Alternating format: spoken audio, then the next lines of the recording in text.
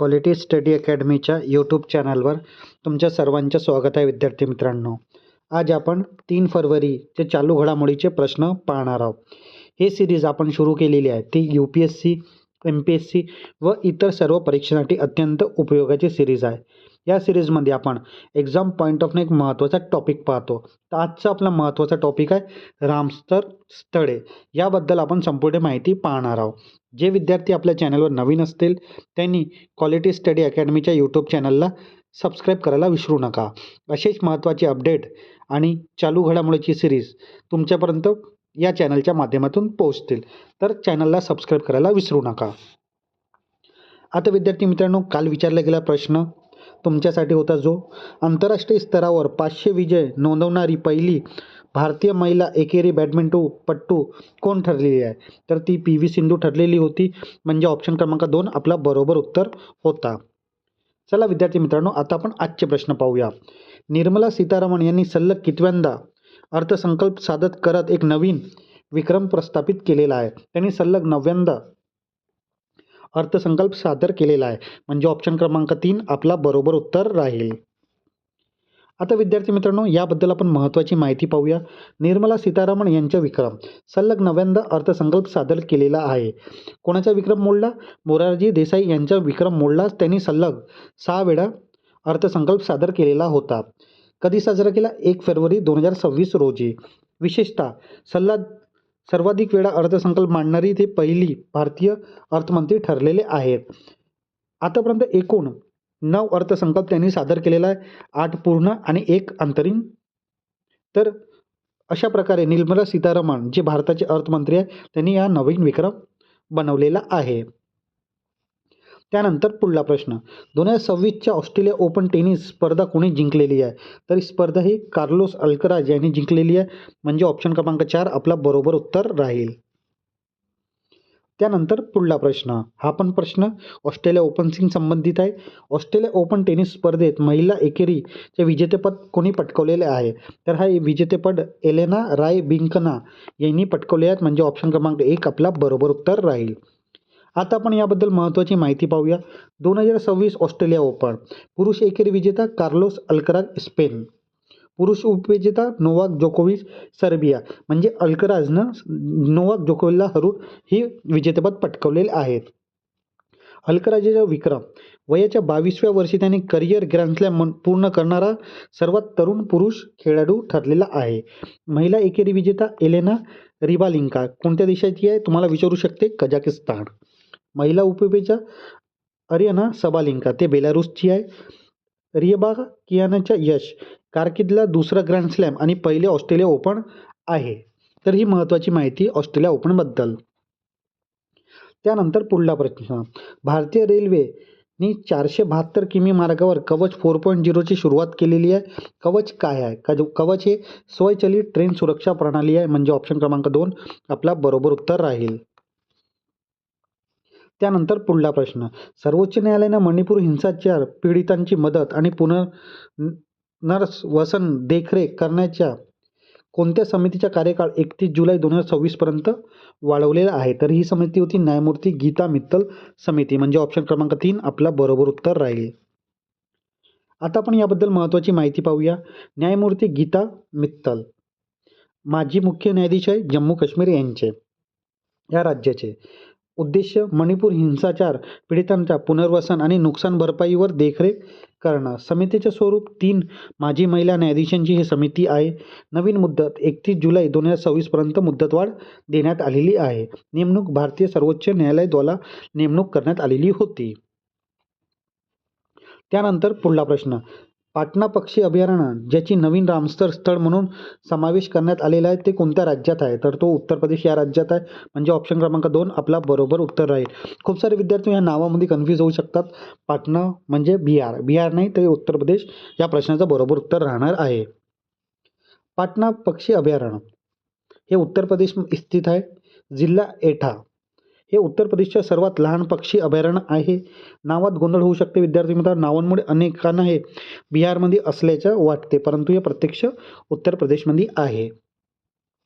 त्यानंतर पुढला प्रश्न, अलीकडे रामसर स्थळ म्हणून घोषित करण्यात आलेलं छारी घाण ह्या कोणत्या राज्यात स्थित आहे? तर ही गुजरात राज्यात स्थित आहे, म्हणजे ऑप्शन क्रमांक 2 आपला बरोबर उत्तर राहील.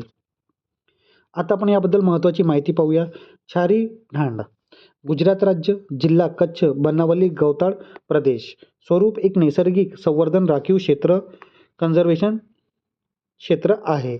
वैशिष्ट्य, आशियातला सर्वात मोठा हंगामी पाणथळ क्षेत्रापैकी एक.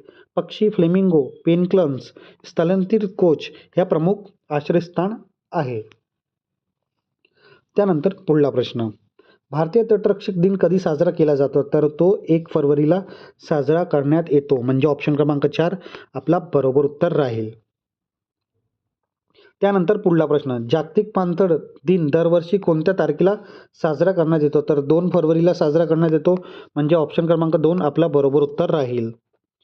त्यानंतर पुढला प्रश्न, 1971 मध्ये पाणथळ जागांच्या संरक्षणासाठी रामसर करार कोणत्या देशात झालेला आहे? तर तो इराण येथे झालेला होता, म्हणजे ऑप्शन क्रमांक 3 आपला बरोबर उत्तर राहील.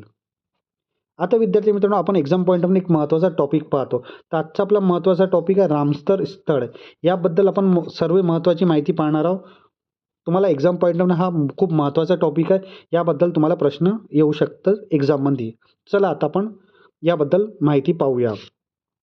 आता आपण याआधी बघितलं आहे की 97 आणि 98वी जी रामसर स्थळ होती, 97वी कोणती होती? पाटणा पक्षी अभयारण्य, आणि छारी धाण हे 98वी रामसर स्थळ होती. तर याआधी जे 2 स्थळ होते 96 आणि 95 कोणकोणते होते? सलवर तलाव राजस्थानमध्ये 315.917 हेक्टर, आणि त्यानंतर कोपिरा जलाशय बिलासपूर छत्तीसगड 2010 हेक्टर रामसर स्थळ.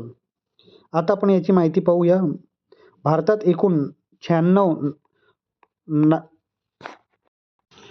याआधी 96 एवढे रामसर स्थळे होती. आता 97 आणि 98 आपण बघितली. पाटणा पक्षी अभयारण्य हे 97वी आणि छारी घाण हे गुजरातची 28वी रामसर स्थळे आहेत. आता आपण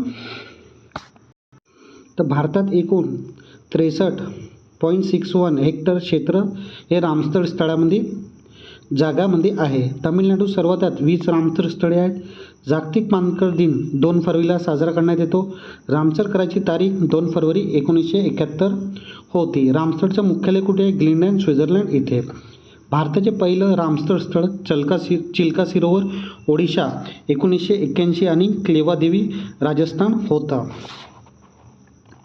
आता आपण याबद्दल महत्त्वाची माहिती पाहूया. रामसर स्थळ म्हणजे आंतरराष्ट्रीय स्तरावर महत्त्वाचे असलेला पाणथळ जागा, वेटलँड याचं संवर्धन करण्यासाठी रामसर कन्व्हेन्शन अंतर्गत नोंदणी केली जाते. महत्त्वाचे मुद्दे, कन्व्हेन्शनची सुरुवात 2 फरवरी 1971 ठिकाण इराणमध्ये रामसर स्थळ कॅस्पियन समुद्राच्या किनाऱ्यावर. उद्देश, जागतिक महत्त्वाच्या पाणथळ जागेचे संवर्धन करणं आणि त्याचे शाश्वत सस्टेनेबल वापर सुनिश्चित करणं. जागतिक दिवस 2 फरवरीला पाणथळ दिवस म्हणून आपण साजरा करण्यात येतो. पाणथळ जागा म्हणजे काय? दलदलीचा प्रदेश, नदीकाठी तलाव, सरोवर, खाऱ्या पाण्याचे किंवा गोड पाण्याचे जलाशय, समुद्राच्या भरती ओहोटी, 6 मीटरपेक्षा कमी खोलीचा प्रदेश यासारख्या क्षेत्रांना पाणथळ जागा म्हणतात. या जागा जैवविविधतेच्या दृष्टीने अत्यंत महत्त्वाच्या असतात. भारताचा सहभाग या जागांच्या जैवविविधतेच्या दृष्टीने अत्यंत महत्त्वाचे असतात. भारताचा सहभाग स्वाक्षरी 1 फरवरी 1982 रोजी या करारावर भारताने स्वाक्षरी केली. पहिलं स्थळ, भारताचे पहिलं रामसर स्थळ म्हणून चिल्का सरोवर ओडिशा आणि केवलादेवी घाना राष्ट्रीय उद्यान राजस्थान यांना मान्यता मिळालेली आहे. सर्वात मोठे स्थळ, भारतात सर्वात मोठं रामसर स्थळ सुंदरबन पश्चिम बंगाल येथे आहे. सर्वाधिक स्थळे, भारतात सर्वाधिक रामसर स्थळे तमिळनाडू राज्यात आहेत.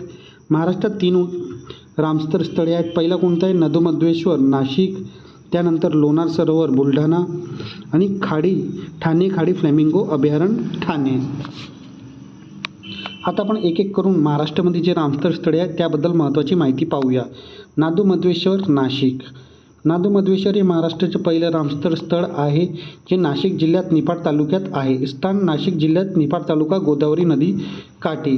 हे एक महत्त्वाचे पाणथळ वेटलँड असून विविध पक्ष्यांच्या, माशांच्या आणि वनस्पतीसाठी आश्रयस्थान आहे. जैविक विविधता, इथे 536 स्थलीय वनस्पती, 8 स्तनप्राणी आणि 265 पक्षी प्रजाती आणि 24 गोड पाण्याचे मासे आणि 41 फुलपाखरांच्या प्रजाती आढळतात. रामसर दर्जा 27 जानेवारी 2020 रोजी याला रामसर स्थळाचा दर्जा मिळालेला आहे, ज्यामुळे या ठिकाणाच्या पर्यावरणाचं महत्त्व वाढलेलं आहे. महाराष्ट्राच्या भरतपूर हे नाव या ठिकाणीची पक्ष्यांच्या विपुलतेमुळे आणि पक्षी निरीक्षकांसाठी असलेल्या आकर्षणावरून पडलेलं आहे. ही फोटो तुम्ही पाहू शकता. नदुमध्वेश्वर वन्य अभयारण्य नाशिक इथली ही फोटो आहे. हे तुम्ही इमेज बघू शकता. त्यानंतर लोणार सरोवर बुलढाणा. लोणार सरोवर बुलढाणा उल्कापातामुळे तयार झालेली आहे. बेसाल्ट खडकाच्या एक मोठं खारट अल्कधर्मी पाण्याची सरोवर आहे, जे निसर्गाच्या अद्भुत आश्चर्य मानलं जाते. तिथे विशेष पाणी आणि पर्यावरणासाठी महत्त्व असून ते वन्यजीव अभयारण्य म्हणून संरक्षित आहे, जे विज्ञान, निसर्ग सौंदर्य आणि इतिहासाचे एक संगम आहे. स्थान कुठे आहे? बुलढाणा जिल्हा, महाराष्ट्र. सुमारे 52,000 वर्षापूर्वी उल्कापिंडाच्या अपघाताने ही निर्मिती झालेली आहे. खारट अल्कधर्मी पाण्याची सरोवर आहे. वैशिष्ट्य बेसाल्ट खडकाच्या एकमेव मोठे आघाती विवर वन्यजीव अभयारण्य म्हणून घोषित करण्यात आलेले आहे. इतर माहिती आपण पाहूया. वैज्ञानिक महत्त्व हे जगातली अशा मोजक्या ठिकाणीपैकी एक आहे जिथे उल्कापातामुळे तयार झालेला सरोवर पाहता येतो. पर्यावरणाचं महत्त्व विविध वन्यजीव आणि वनस्पतीच्या समृद्ध निसर्गाची विविधता इथे आढळते. पर्यटन निसर्गरम्य परिसर, प्राचीन मंदिरे आणि ऐतिहासिक महत्त्व असलेलं पर्यटन स्थळ आहे. तुम्ही हे इमेज बघू शकता. लोणार सरोवरची हे इमेज आहेत. त्यानंतर ठाणे खाडी फ्लेमिंगो अभयारण्य. मुंबई आणि ठाण्यासारख्या काँक्रीट जंगलामध्ये 70 चौरस किमी क्षेत्रावर ठाणे खाडी पसरलेली आहे. ही खाडी सुमारे 2000 प्रजातीची पक्ष्याचे माहेरघर आहे, ज्यामध्ये बरेच स्थलांतरित पक्ष्याची प्रजातीचा समावेश आहे. या स्थलांतरित पक्षी प्रजातीमध्ये रोहित म्हणजे फ्लेमिंगो पक्षी आकर्षणाचा केंद्रबिंदू आहे. फ्लेमिंगो हा उंच, गुलाबी आणि खालच्या दिशेला वाकलेला चोच असलेला पक्षी आहे. त्याला लांब व मोहक पाय आणि मान, मोठे पंख, लहान शेपटी असते. ऑक्टोबर-नोव्हेंबर महिन्यामध्ये हजारो संख्येने स्थलांतर करून ते ठाणे खाडी फ्लेमिंगो अभयारण्यात येणारे रोहित पक्षी सर्वांना भावतात. 15 ऑगस्ट 2022 रोजी ठाणेच्या खाडीला रामसर पाणथळ जागेचा दर्जा देण्यात आलेला आहे. ठाणे खाडी सर्वात मोठ्या रामसर स्थळापैकी एक आहे, ज्याचे विस्तार 6500 हेक्टर असून त्यात इको सेन्सिटिव्ह झोनचा पण समावेश आहे. तसेच हे महानगरामध्ये असलेलं पहिलं रामसर स्थळ आहे. हे महाराष्ट्राचं तिसरं तर भारताचं 72वं रामसर दर्जा प्राप्त झालेला पाणथळ स्थळ आहे. हे तुम्ही इमेज बघू शकता विद्यार्थी मित्रांनो. हे खाडी, ठाणेची खाडी याची इमेज आहे. आता विद्यार्थी मित्रांनो, ही जी आपण रामसर स्थळे बघितली आहे हे तुमच्यासाठी अत्यंत महत्त्वाचे आहे, कारण की आता 97 आणि 98वी पण रामसर स्थळे दर्जा देण्यात आलेला आहे. पाटशा अभयारण्याला 97 आणि छारीधांड या गुजरातच्या स्थळाला 98वी रामसर स्थळे घोषित करण्यात आलेली आहे. आता विद्यार्थी मित्रांनो, तुमच्यासाठी एक प्रश्न आपण क्वेश्चन ऑफ द डे तुमच्यासाठी असतो. या प्रश्नाचं उत्तर तुम्ही हमखास कमेंट बॉक्समध्ये द्या. विद्यार्थी मित्रांनो, जे विद्यार्थी आपल्या चॅनलवर कंटिन्यू ही सिरीज फॉलो करतील त्यांना हा प्रश्नाचं उत्तर नक्कीच येईल. जर प्रश्नाचं उत्तर येत नसेल तरी पण तुम्ही या प्रश्नाचं उत्तर कमेंट बॉक्समध्ये सांगा. चुकला तरी चालेल. येणाऱ्या व्हिडिओमध्ये आपण याबद्दल महत्त्वाची माहिती पाहणार असाल. तर आंतरदेशीय जलमार्ग विकास परिषद IWDC ची तिसरी बैठक कुठे आयोजित करण्यात आली होती? तर तुमचा पहिला ऑप्शन आहे मुंबई, महाराष्ट्र. दुसरा ऑप्शन आहे वाराणसी, उत्तर प्रदेश. तिसरा ऑप्शन आहे कोची, केरळ. आणि चौथा ऑप्शन आहे कोलकाता, पश्चिम बंगाल. तर या प्रश्नाचं उत्तर तुम्ही नक्की कमेंट बॉक्समध्ये द्या विद्यार्थी मित्रांनो.